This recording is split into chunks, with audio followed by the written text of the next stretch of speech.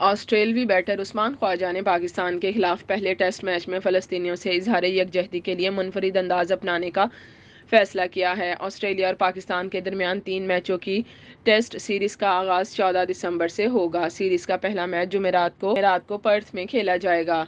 Test series के लिए जहां दोनों टीमें भरपूर तैयारी में मसरूफ हैं, वहीं ऑस्ट्रेलवी बैटर उस्मान ख्वाजा ने पाकिस्तान के खिलाफ पहले टेस्ट मैच में फ़लस्तीनी अवाम से मुनफरिद अंदाज से इजहार यकजहती का फैसला किया है। रिपोर्ट के मुताबिक उस्मान ख्वाजा फ़लस्तीनियों की हमायत में काफ़ी आवाज़ उठाते रहे हैं और हाल ही में उन्होंने इसराइली जंग की मजम्मत करते हुए एक वीडियो भी पोस्ट की थी। ऑस्ट्रेलवी मीडिया के मुताबिक उस्मान ख्वाजा ने पाकिस्तान के खिलाफ पहले टेस्ट से कबल ऐसे जूते पहनकर टीम के साथ ट्रेनिंग की।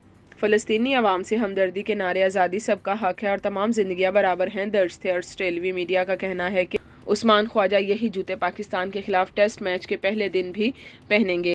वाज़ह रहे कि आईसीसी के ज़ाब्ता इखलाक के मुताबिक खिलाड़ियों और टीम के ओहदेदारों को आर्म बैंड लिबास को पहनना या किसी भी सामान पर ऐसी किसी भी चीज़ को डिस्प्ले करने की इजाज़त नहीं जिस पर सियासी, मजहबी या नस्ली पैगाम दर्ज हो। 2014 में इंग्लैंड के ऑलराउंडर मोइन अली को भारत के खिलाफ टेस्ट मैच के दौरान गजा को बचाओ और फ़लस्तीन को आज़ाद करो दर्ज जुमले वाले कलाई पर पहने बैंड उतारने का कहा गया था। उस्मान ख्वाजा के मामले पर क्रिकेट ऑस्ट्रेलिया की जानिब से जारी करदा एलामिया में कहा गया है कि बोर्ड क्रिकेटर्स की ज़ाती राय की हमायत करता है।